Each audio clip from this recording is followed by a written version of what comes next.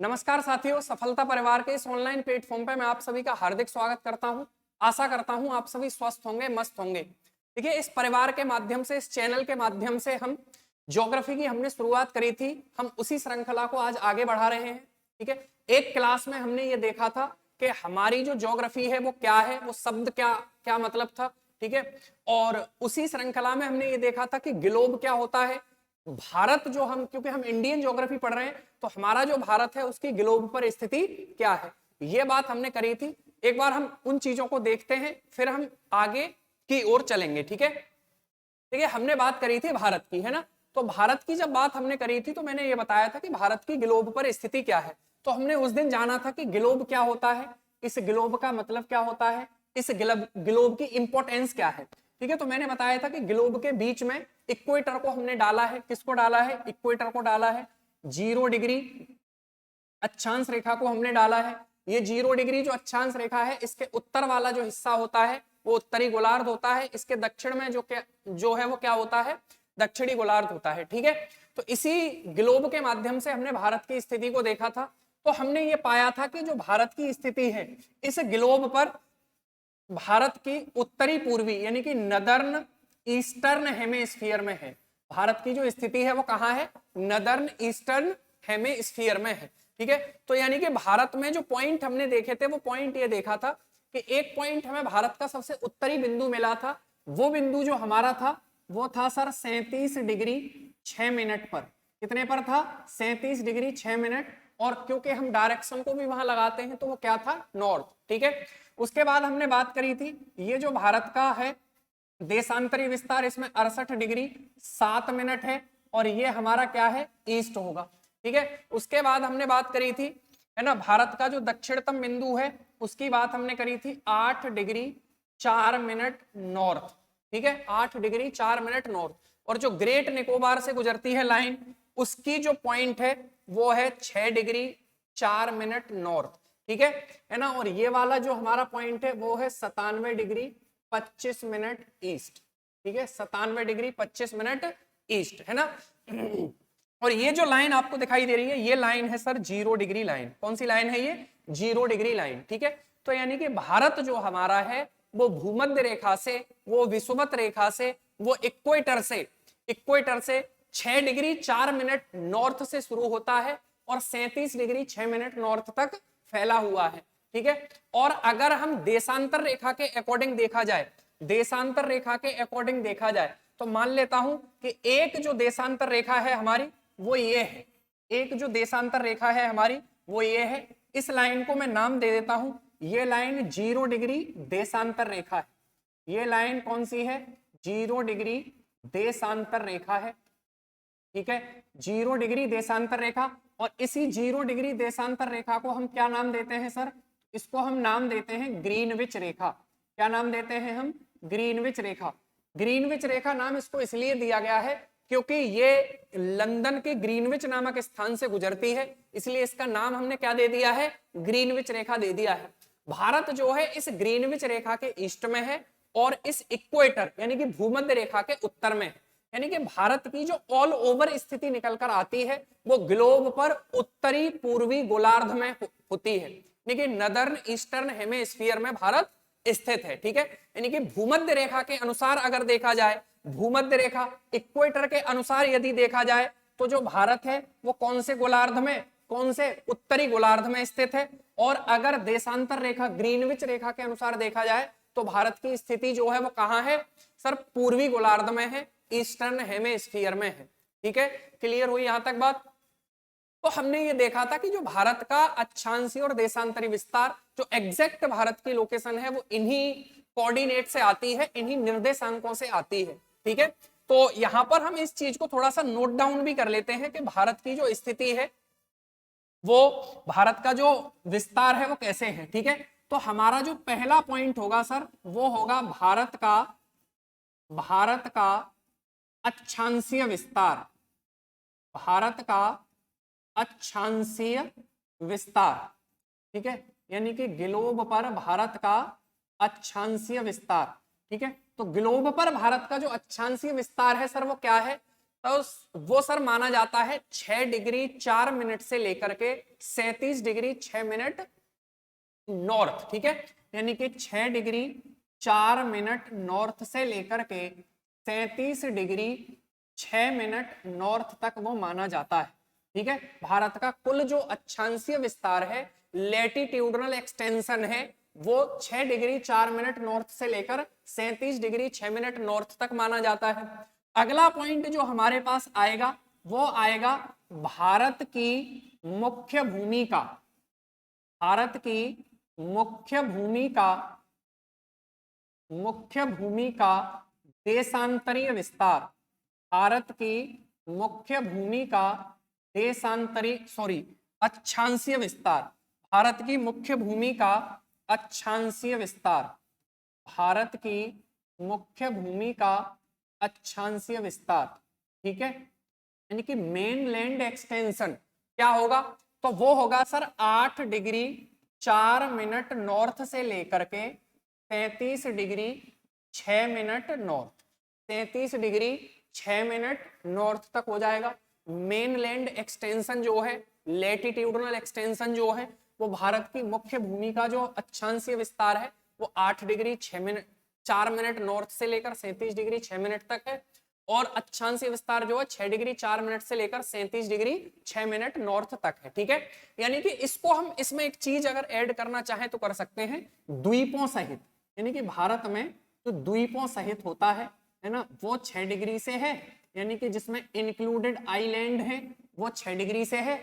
और अगर main land मुख्य भूमि की बात करेंगे, तमिलनाडु जो भारत का सबसे दक्षिणतम बिंदु है मुख्य भूमि का, वहां से बात करेंगे तो ये होगा, ठीक है। इसमें अगला पॉइंट हम ये लिख सकते हैं, भारत का देशांतरीय विस्तार, ठीक है। तो अगला पॉइंट जो हमारे पास आएगा वो आएगा भारत का देशांतरीय विस्तार, भारत का देशांतरीय विस्तार, ठीक है। तो जो भारत का देशांतरीय विस्तार है, भारत का जो देशांतरीय विस्तार है वो 68 डिग्री 7 मिनट ईस्ट से लेकर 97 डिग्री 25 मिनट ईस्ट तक है ना। 68 डिग्री 7 मिनट ईस्ट से लेकर 97 डिग्री 25 मिनट ईस्ट तक है।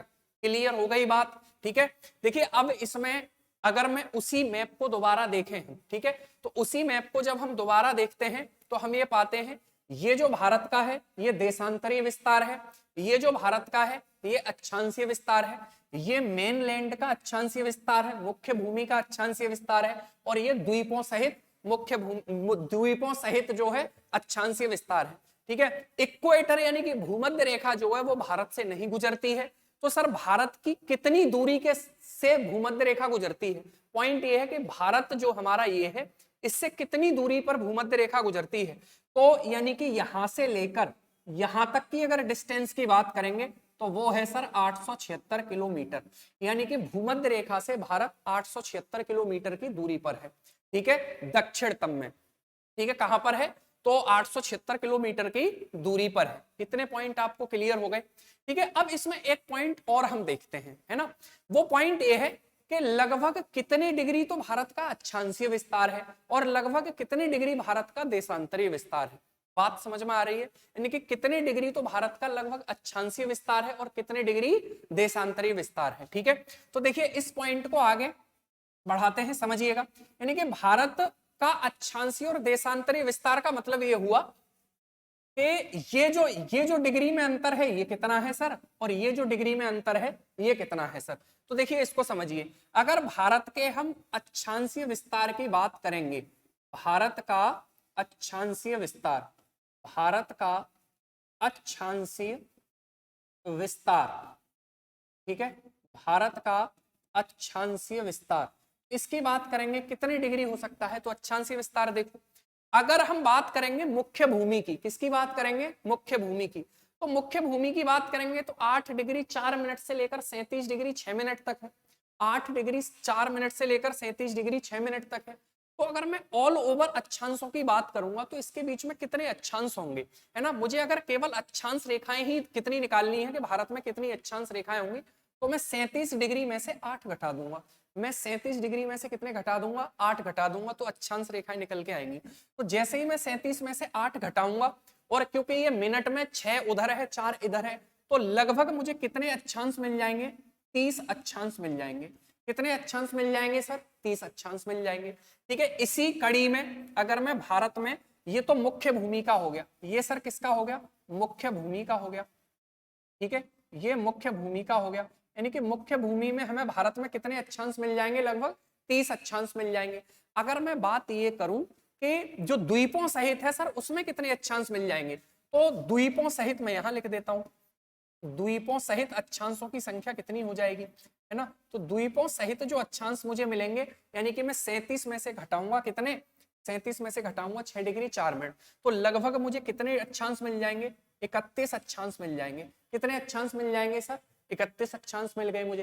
ठीक है, यानी कि भारत में अगर मुख्य भूमि में बात करेंगे तो लगभग 30 अक्षांश रेखाएं गुजरती हैं, और अगर द्वीपों सहित इंक्लूड कर देंगे तो 31 अक्षांश रेखाएं गुजरती है। ठीक है, अक्षांश और देशांतर को हम डिटेल में टॉपिक को इसको पढ़ेंगे, वर्ल्ड ज्योग्राफी में पढ़ेंगे। अभी इंडियन ज्योग्राफी चल रही है, तो मैंने सिर्फ आपको इतना अक्षांश और देशांतर के बारे में हल्का सा इंट्रोडक्शन दे दिया है पहली वीडियो में। ठीक है, तो उसको आप देख लीजिएगा, बाकी इसमें जितनी डिटेलिंग है हम उतनी डिटेलिंग करेंगे जब हम वर्ल्ड ज्योग्राफी को पढ़ेंगे। ठीक है, तो मुख्य भूमि हो गई, द्वीपों सहित 31। अगर मैं पूछ लूं सर देशांतर कितनी होंगी, कितनी देशांतर रेखाएं भारत में गुजरेंगी, तो ये भी तो आसान है, 97 में से लगभग 68 घटा दीजिए आप लोग, है ना? तो भारत में कुल देशांतर रेखाएं, यानी कि भारत में देशांतर रेखाएं, भारत में देशांतर रेखाएं, ठीक है, तो भारत में जो देशांतर रेखाएं गुजरेंगी वो कितनी होंगी सर? तो 97 में से मैं माइनस करूंगा 68 को, तो लगभग 29 रेखाएं आएंगी। कितनी रेखाएं आएंगी? 29 डिग्री देशांतर रेखाएं आएंगी, जो हमारे कहां से गुजर रही है? भारत से। तो अब आप देख पा रहे हैं कि भारत का अक्षांशीय विस्तार ज्यादा है और देशांतरीय विस्तार कैसा है? कम है। यानी कि भारत का जो अक्षांशीय विस्तार है वो ज्यादा है, देशांतरीय विस्तार कम है। ठीक है, अच्छा एक चीज और समझिए, जैसे इस पॉइंट से बात करें, इस पॉइंट की, ठीक है, इस पॉइंट से इस पॉइंट की बात करेंगे, तो इस पॉइंट की जो लेंथ आती है सर, वो आती है 3214 किलोमीटर। कितनी आती है वो? 3214 किलोमीटर। ठीक है, अगर इस पॉइंट से इस पॉइंट की बात करेंगे तो ये जो डिस्टेंस आती है ये कितनी आती है सर? तो ये आती है 2933 किलोमीटर, 2933 किलोमीटर। यानी कि जो भारत का अक्षांशीय विस्तार किलोमीटर में है वो है 3214 किलोमीटर।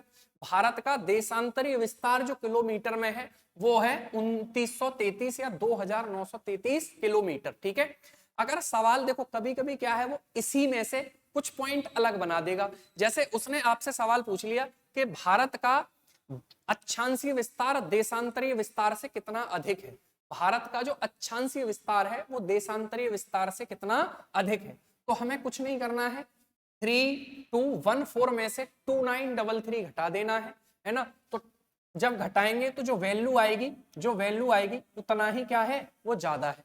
समझ में आ गई बात? तो ऐसे वो आपसे सवाल पूछ ले तो यहां उसको बता देंगे। ठीक है, इतनी बात हम सीख ही गए हैं कि भारत की ग्लोब पर स्थिति क्या है। तो ग्लोब पर स्थिति निकालने के लिए दो तरीके मैंने आपको बताए थे कि एक तो महाद्वीपों के अनुसार निकालेंगे, महाद्वीपों के अनुसार जब निकालते हैं तो एग्जैक्ट लोकेशन नहीं आती है ना, उसमें एक आइडिया पता चलता है हमें कि भारत यहाँ स्थित है। फिर हमने सीखा कि अक्षांश और देशांतर के अनुसार स्थिति निकालेंगे, तो अक्षांश और देशांतर के अनुसार जब स्थिति हमने निकाली सर तो एग्जैक्ट स्थिति मुझे मिली, और भारत का अक्षांशीय विस्तार जो मुझे मिला मुख्य भूमि का वो 8 डिग्री 4 मिनट नॉर्थ से लेकर 37 डिग्री 6 मिनट नॉर्थ तक मिला।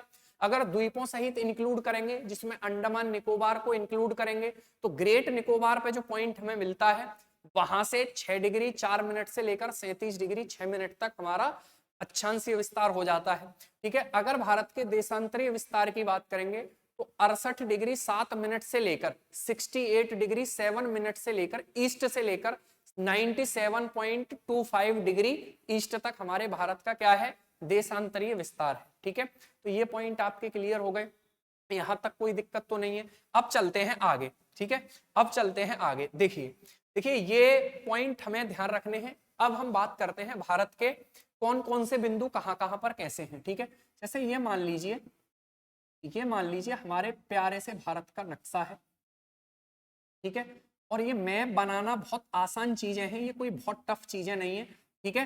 तो आप इतना मैप वगैरह से नहीं घबराना चाहिए हमें, ठीक है। मैं देखता हूँ कि बच्चे का यही शिकायत रहती है, अरे सर मैप नहीं बना पा रहे हैं हम, ये नहीं कर पा रहे हैं। अगर जीवन में एक छोटा सा मैप आप नहीं बना पा रहे हो तो क्या गारंटी है कि आप बहुत सारी चीजों को अच्छा करेंगे, ठीक है। तो ये मैप है, बहुत छोटे काम है, तो इनको आप करते रहिए। जितना ज्यादा मैप की प्रैक्टिस करेंगे उतना ज्यादा अच्छा है, उतना अच्छा ज्योग्राफी को सीखेंगे। और केवल ज्योग्राफी नहीं, बाकी सब्जेक्ट में भी निखार आएगा। अगर आप किसी एक चीज में अच्छा करते हैं तो वो हर जगह अच्छा दिखाई देता है, ठीक है। ये हमारा प्यारा सा भारत है, ठीक है। अगर इस भारत की हम बात करेंगे तो अभी मैंने आपको बताया कि ये जो पॉइंट है भारत का वो सबसे उत्तरी बिंदु है। और ये कितने डिग्री पर है सर? ये है सर 37 डिग्री 6 मिनट पर। कितने डिग्री पर है ये? 37 डिग्री 6 मिनट नॉर्थ पर है ना। ये पॉइंट जो है वो कितने डिग्री पर है सर? तो ये मैंने बताया था आपको 68 डिग्री 7 मिनट ईस्ट वाले पॉइंट पर है, ठीक है। ये पॉइंट कितने डिग्री पर है सर? तो ये पॉइंट जो है वो 97 डिग्री 25 मिनट ईस्ट पर है, ठीक है। अगर इस पॉइंट की बात करेंगे, हम इस पॉइंट की बात करेंगे तो ये कितने पर है? तो ये है सर 8 डिग्री 4 मिनट नॉर्थ वाले पॉइंट पर है। और इसी में हम ग्रेट निकोबार यानी कि अंडमान निकोबार को इंक्लूड करें, अंडमान निकोबार को इंक्लूड करें तो ये कितने डिग्री पर है सर? तो ये है 6 डिग्री 4 मिनट नॉर्थ पर। कितने पर है? 6 डिग्री 4 मिनट नॉर्थ पर है। क्लियर हो गई बात यहां तक, ठीक है। और हमने इसकी डिस्टेंस तो देख ही ली थी कि कितनी इसकी डिस्टेंस है, ठीक है। देखिए भारत में अगर हम बात करेंगे तो सबसे उत्तर में, सबसे उत्तर की अगर बात करें हम, ठीक है, सबसे उत्तर की यदि बात करें हम तो समझना ध्यान से, सबसे उत्तर में हमारा कौन सा राज्य है? तो जम्मू कश्मीर पहले हुआ करता था, पीओके हुआ, आज भी है, लेकिन क्योंकि जब से 370 हटाई है तो सबसे ऊपरी जो जिला हमें मिला है, जो राज्य स्टेट हमें मिला है वो कौन सा है सर? वो लद्दाख। कौन सा है वो? लद्दाख, है ना। तो भारत का सबसे उत्तरी राज्य कौन सा है? लद्दाख। भारत का सबसे उत्तरी राज्य कौन सा है? लद्दाख है। और भारत का सबसे उत्तरी बिंदु कौन सा है? तो अगर बिंदु की बात करेंगे तो वो बिंदु निकल के आता है सर इंदिरा कौल। कौन सा बिंदु निकल के आता है? इंदिरा कौल, ठीक है, इंदिरा कौल। समझ में आ गई बात? तो इंदिरा कौल जो है वो कहाँ स्थित है? वो स्थित है सर लद्दाख में। लद्दाख के पीओके वाले हिस्से में वो स्थित है, ठीक है। यहाँ पे मतलब ये ऊंचाई पर है, लगभग 5000 के आसपास इसकी हाइट है, ठीक है। ऊंचाई पर स्थित बिंदु है जिसको हम क्या नाम देते हैं? इंदिरा कौल नाम देते हैं। तो अगर सवाल ये पूछा जाए कि भारत का सबसे उत्तरी बिंदु कौन सा है तो आप बताएंगे सर इंदिरा कौल है। इंदिरा कौल है। कितने डिग्री पर है? 37 डिग्री 6 मिनट नॉर्थ पर है, ठीक है, और लद्दाख में स्थित है। इसके बारे में हम डिटेल में डिस्कशन करेंगे कि इंदिरा कौल एक्चुअल में क्या है, ठीक है। उसके बाद यहां बात करेंगे हम, यहां बात करेंगे तो ये भारत का सबसे पश्चिमी, ये कौन सी दिशा हो जाएगी सर? ये वेस्ट है। कौन सी दिशा है? ये वेस्ट है ना। ये नॉर्थ हो गई। तो अगर भारत के सबसे पश्चिमी राज्य की बात करते हैं तो वो राज्य कौन सा है सर? वो गुजरात है। कौन सा राज्य है वो? गुजरात है, ठीक है। गुजरात में बात करेंगे तो जिला कौन सा है? भारत का सबसे पश्चिमी जिला कौन सा है? तो भारत का जो सबसे पश्चिमी जिला है वो जिला है सर कच्छ।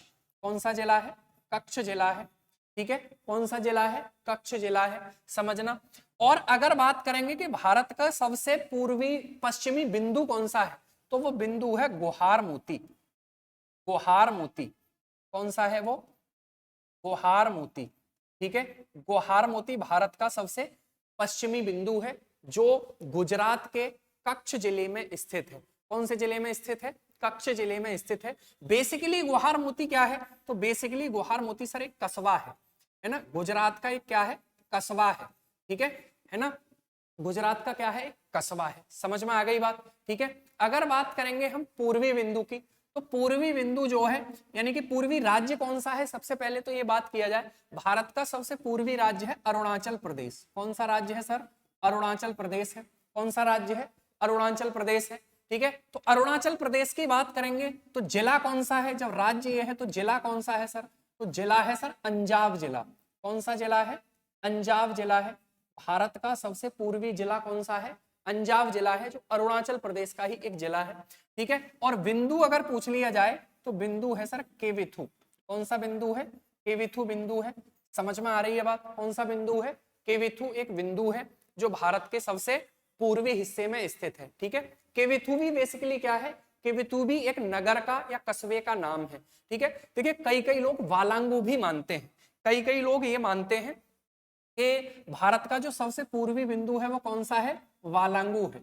कौन सा है, वालांगू है, ठीक है। तो जब मैंने चीजों को ध्यान से देखा तो मैंने ये पाया यार वालांगू जो है वो किविथु से 20 किलोमीटर पहले ही पड़ जाता है ना। किविथु जो है वो सबसे पूरब में है, तो हम इसको सही मानेंगे, इसको सही नहीं मानेंगे, ठीक है ना। किविथु जो है वो सबसे पूर्वी बिंदु है ना। एक पॉइंट यहाँ पर मैं आपसे डिस्कस करूंगा, अगर मैं आपसे ये पूछता हूं कि भारत की सबसे पूर्वी राजधानी कौन सी है, भारत की सबसे ईस्टर्न कैपिटल कौन सी है, तो भारत की सबसे ईस्टर्न कैपिटल अरुणाचल प्रदेश की नहीं होगी, वो है नागालैंड की कोहिमा, यानी कि नागालैंड की राजधानी है कोहिमा, ठीक है।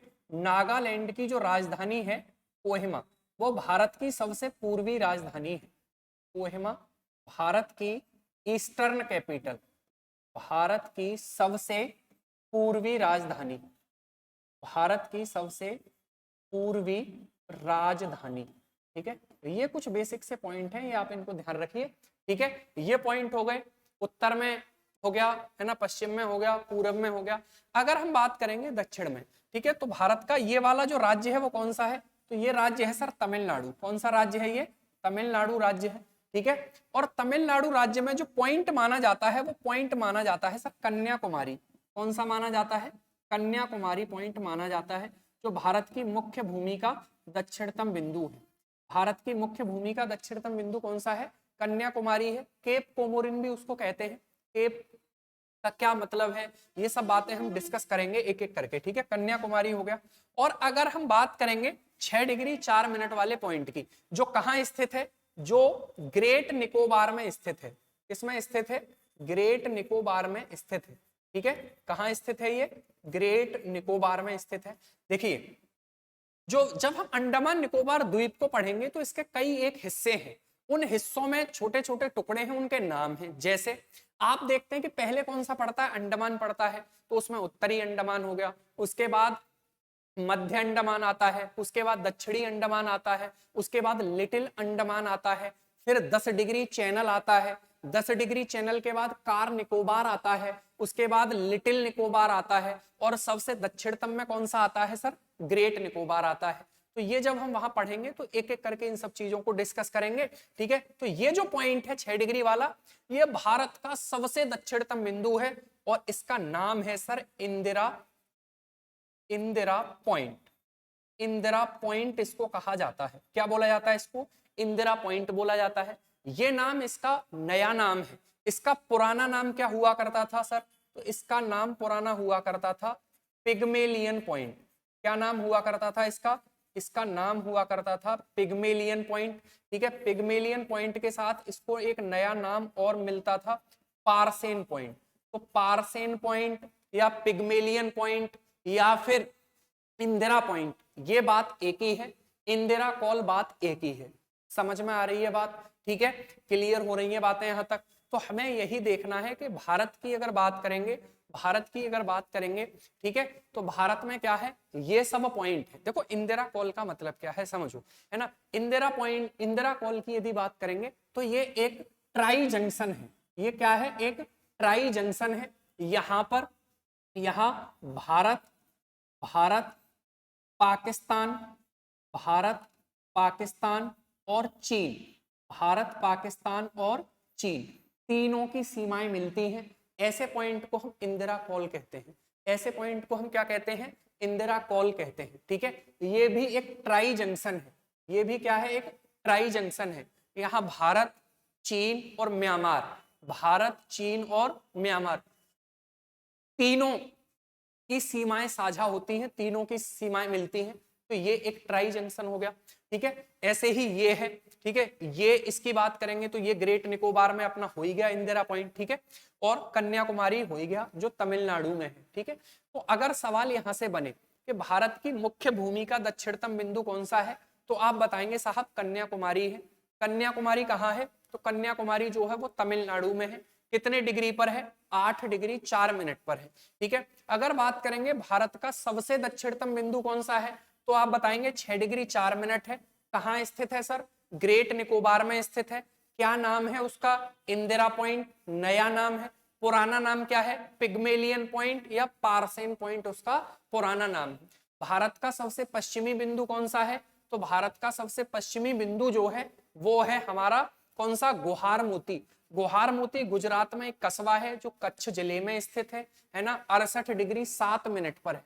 तो ये पॉइंट आपको, इनको हम लिख भी सकते हैं, नोट डाउन भी कर सकते हैं कि भारत का सबसे पूर्वी बिंदु कौन सा है, भारत का सबसे पश्चिमी बिंदु कौन सा है, भारत का सबसे उत्तरी बिंदु कौन सा है, भारत का सबसे दक्षिणी बिंदु कौन सा है। ठीक है, यहां तक कोई डाउट तो नहीं है, यहां तक कोई समस्या तो नहीं है? अगर यहां तक कोई समस्या हो तो आप ठीक है बता दीजिए, है ना। चलिए अब चलते हैं आगे। ठीक है, अब चलते हैं आगे। ठीक है, तो ये हमारा हो गया भारत। अभी तक हमने क्या डिस्कस किया है सर? अभी तक हमने डिस्कस किया है कि भारत की ग्लोब पर स्थिति क्या है। भारत की ग्लोब पर स्थिति को हमने निकाला, एग्जैक्ट स्थिति को देखा। उसके बाद हमने भारत में इधर उधर क्या है, यानी कि भारत के उत्तर में क्या है, पूर्व में क्या है, पश्चिम में क्या है, दक्षिण में क्या है, इन सब पॉइंट्स को क्लियर किया। ये छोटी मोटी बातें आपको ध्यान रखनी है। ठीक है, अभी भारत का इंट्रोडक्शन बहुत सारा बाकी, एक एक करके हर चीज को हमें पढ़ना है, हर पॉइंट को हमें पढ़ना है। हमें पूरा टॉपिक नहीं देखना, हमें पॉइंट्स देखने हैं कि इस पॉइंट के क्या मायने हैं, इस पॉइंट के क्या मतलब है। ऐसे ही हर पॉइंट को हमें देखते हुए चलना है, ठीक हो जाएंगी चीजें। ज्योग्राफी आपकी अच्छी हो जाएगी, कोई दिक्कत उसमें नहीं होगी आपको। बस हर पॉइंट को, हर शब्द को पकड़ने की कोशिश करो, आगे बढ़ते रहो, चीजें अपने आप अच्छी होती चली जाएंगी। ठीक है, अब आते हैं आगे। ठीक है, तो अभी तक हमने ये देख लिया है कि भारत के कौन से पॉइंट कहाँ कैसे मिलते हैं। ठीक है, अब हम बात ये करते हैं कि भारत का क्षेत्रफल कितना है, क्षेत्रफल कितना है। ठीक है, तो यदि हम बात करेंगे इस पूरे ग्लोब का, इस पूरे ग्लोब की यदि बात करेंगे तो इस ग्लोब पर जो भारत का क्षेत्रफल है, ठीक है ना, तो यानी कि भारत का क्षेत्रफल, भारत का क्षेत्रफल, ठीक है, area of India, area of India. ठीक है, भारत का क्षेत्रफल यदि बात करें तो देखिए भारत इतना बड़ा देश है ना। अगर बात करेंगे तो उसका जो कुल क्षेत्रफल है, भारत का कुल क्षेत्रफल है वो है 32,87,263 वर्ग किलोमीटर, 263 वर्ग किलोमीटर। ठीक है, ये क्षेत्रफल है, ये क्या है, भारत का क्षेत्रफल है। इतने क्षेत्रफल पर भारत जो है वो फैला हुआ है। यानी कि मान लीजिए पूरी पृथ्वी का या पूरे स्थल खंड का, केवल हम बात करेंगे केवल स्थलीय भागों की, है ना, जल की बात हम नहीं करेंगे। ठीक है, तो भारत का जो पूरे विश्व का जो केवल स्थलीय एरिया है वो कितना होगा सर? वो 100% होगा। कितना होगा? वो 100% होगा। उस 100% में से भारत का ये जो क्षेत्रफल है वो 2.4% है ना। अगर इसको और एग्जैक्ट देखा जाए तो 2.45% है। कितना है? 2.45%। सर ये कुल स्थलीय क्षेत्रफल का है या कुल जलीय प्लस स्थलीय का है? तो ये विश्व के कुल स्थलीय या सतही क्षेत्रफल का हिस्सा है, स्थलीय या सतही क्षेत्रफल का हिस्सा है। बात समझ में आ रही है आपको? यानी कि ये जो है वो विश्व के कुल स्थलीय और सतही क्षेत्रफल का 2.4% है। अगर बात कर दी हमने क्या, पूरी पृथ्वी के कितने प्रतिशत पर भारत है, तो पूरी पृथ्वी पर तो 2.4% गलत हो जाएगा। ठीक है, तो उसको वहां इंक्लूड नहीं करना है, केवल स्थलीय को निकालना है। ये क्षेत्रफल हो गया। ठीक है, अगर भारत की जनसंख्या की बात करेंगे, भारत की जनसंख्या, ठीक है, बात करेंगे भारत की जनसंख्या। ठीक है, तो यदि मैं भारत की जनसंख्या की बात करता हूं तो भारत की जनसंख्या की जब हम बात करेंगे, ठीक है, तो भारत में जितनी जनसंख्या अभी है अगर उसकी बात करें, जैसे मान लीजिए अगर मैं कुल विश्व की जनसंख्या मान लूं, कुल विश्व की जनसंख्या, कुल विश्व की जनसंख्या, कुल विश्व की जनसंख्या, ठीक है, तो ये कितनी होगी सर? 100% होगी। लगभग 8 बिलियन के आसपास हम लोग हो गए हैं, अभी हाल ही की रिपोर्ट है कि 8 बिलियन पूरे विश्व की जनसंख्या है, वो टोटल 8 बिलियन कितने परसेंट में आ जाएगी? 100% में आ जाएगी। भारत में कितनी है सर? तो इस 100% का भारत में कितनी है? 17.5%। कितनी परसेंट है? 17.5% है। बात समझ में आ रही है? यानी कि भारत का जो कुल क्षेत्रफल है वो स्थलीय क्षेत्रफल का 2.4% है, और इस 2.4% क्षेत्रफल पर कितनी जनसंख्या रहती है? 17.5% जनसंख्या रहती है। अब एक बात और, केवल 17.5% जनसंख्या ही नहीं रहती, 2.4% क्षेत्रफल पर भारत में पशुधन, भारत में पशुधन जो विश्व का सबसे ज्यादा है ना, वो है 18%। तो 5% जनसंख्या से अधिक तो भारत में क्या रहता है? पशुधन रहता है, लाइव स्टॉक रहता है। ठीक है, तो भारत में 2.4% क्षेत्रफल पर लगभग कितना? लगभग 36% या 35.5% के आसपास आबादी रहती है। ठीक है, तो इसीलिए भारत में समस्याएं ज्यादा हैं, सीधी सी बात। ठीक है, तो ये आपको ध्यान रखना है।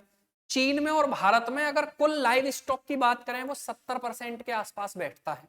ठीक है, तो ये बात हमें ध्यान रखनी है, छोटी मोटी बातें हमें ध्यान रखनी है। ये कि भारत में ये पूछी गई नहीं है बात, ये तो थोड़ा सा हमें ध्यान रखना ही है इसको, है ना। ये आपको क्लियर हो गई बात। तो भारत का जो क्षेत्रफल है वो हमें ध्यान रखना है, कितने परसेंट पर है ये ध्यान रखना है।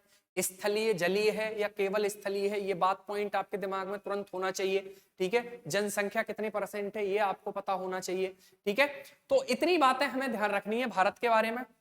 अब हम चलते हैं आगे। ठीक है, देखिए जो भारत हमारा है ना, उसका हम दो तरीके से स्टडी करना स्टार्ट करेंगे। यानी कि भारत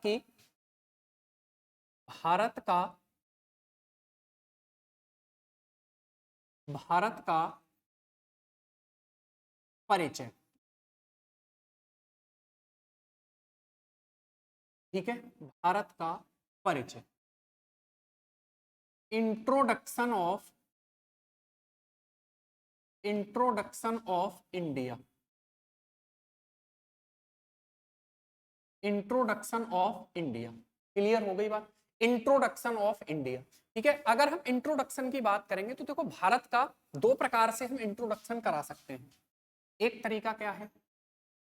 एक तरीका है भारत का सामान्य परिचय, भारत का सामान्य परिचय, भारत का सामान्य परिचय, general introduction of India, general introduction of India. एक तो ये हो गया जनरल इंट्रोडक्शन ऑफ इंडिया हो गया, सामान्य परिचय हो गया। सामान्य परिचय में हम क्या बात करते हैं? सामान्य परिचय में हम बात करते हैं कि भारत के पड़ोसी देश कौन से हैं, किन किन देशों के साथ वो सीमा बनाता है, कितनी कितनी सीमा बनाता है, किस देश के साथ क्या डिस्प्यूट है, क्या विवाद है, ये बात हम सामान्य परिचय में करते हैं। और दूसरा जो परिचय होता है वो सबसे इंपॉर्टेंट है, वो है भारत का भौतिक परिचय, भारत का भौतिक परिचय। ठीक है, तो इसको हम बोलते हैं geographical introduction of India, geographical introduction of India, geographical introduction of India. ठीक है, जियोग्राफिकल इंट्रोडक्शन ऑफ इंडिया। इसमें हम ये बात करते हैं कि भारत में कितने प्रकार की स्थलाकृतियां पाई जाती हैं, उन सब का इंट्रोडक्शन दीजिए, है ना। कितने प्रकार के स्थल, पर्वत क्या होते हैं, पहाड़ क्या होते हैं, इनका निर्माण कैसे हुआ, ठीक है, नदियों का निर्माण कैसे हुआ, इतने विकसित मैदानों का निर्माण कैसे हुआ, पठार कैसे बना है, द्वीप कैसे बना है, कितनी महासागर की सीमा होती है, कितनी सागर की सीमा होती है जिसके अंदर भारत अपने कार्य कर सकता है, वो वगैरह वगैरह, वो सारी चीजें हम इसमें पढ़ते हैं। अब देखिए हम अपनी ज्योग्राफी को जो शुरुआत करेंगे वो करेंगे यहां से। क्यों करेंगे सर यहां से? समझिए, आपकी पूरी इंडियन ज्योग्राफी का जो 90% पोर्शन है, जो 90% पोर्शन है वो कौन कवर करेगा आपका? तो ये परिचय पूरा करेगा। 90% पोर्शन कौन कवर कर देगा सर? तो वो भारत का भौतिक परिचय कवर कर देगा, ठीक है। और आपके ज्योग्राफी की जो सवाल एग्जाम में आने हैं वो 95% सवाल कहां से आएंगे, वो 95% सवाल कहां से आएंगे, तो वो 95% सवाल आएंगे यहाँ से। बात समझ में आ रही है आपको, ठीक है। तो वो भारत का जो भौतिक परिचय है इसमें आपकी 90% ज्योग्राफी समाई हुई है ना। और लगभग प्रश्नों की जो श्रृंखला है वो 95% प्रश्न यहीं से आपके आने वाले हैं, ठीक है। इसकी बात हम करेंगे बाद में, कौन सा राज्य किसके साथ सीमा बनाता है, कैसे बनाता है, ये सब बातें हम करेंगे बाद में। हम अपनी ज्योग्राफी को यहाँ से शुरुआत करेंगे, ठीक है। क्लियर हो गई बात। तो अब तक मैंने आपको क्या बातें बताई हैं वो समझना है ना। अब तक मैंने आपको ये बातें बताई हैं कि भारत की ग्लोब पर क्या स्थिति है। तो मुझे लगता है आपको ये बात याद हो गई होगी, है ना। मैं कई बार चीजों को मैं बोलता हूं जिससे चीजें याद हो जाती है, ठीक है। क्लियर है। ग्लोब पर स्थिति को समझा, एकदम पैटर्न में चीजें आपकी होंगी, विधिवत चीजें आपकी होंगी, कोई जो ऑर्डर है वो आपका टूटेगा नहीं, ठीक है। तो ग्लोब पर स्थिति ये हमारी पहली हेडिंग हुई, फिर हमने ग्लोब पर भारत की स्थिति को निकाला। उसके बाद भारत पर ग्लोब पर स्थिति निकालने के बाद हमने खूब अक्षांश देशांतर इन सब की बात करी, ठीक है। फिर हमने क्या किया, भारत में कौन सा पॉइंट कहां पर है ये चीज को देख लिया। उसके बाद हमने भारत के इस चीज को, तो इस चीज को हम यहां से शुरुआत करेंगे। भारत का भौतिक परिचय में क्या होता है, कैसे चीजें होती हैं, ठीक है। तो आज के लिए हम इतना ही करते हैं, कल से हम इस चीज को रेगुलर करेंगे, ठीक है। आज के लिए इतना ही करते हैं, धन्यवाद, नमस्कार।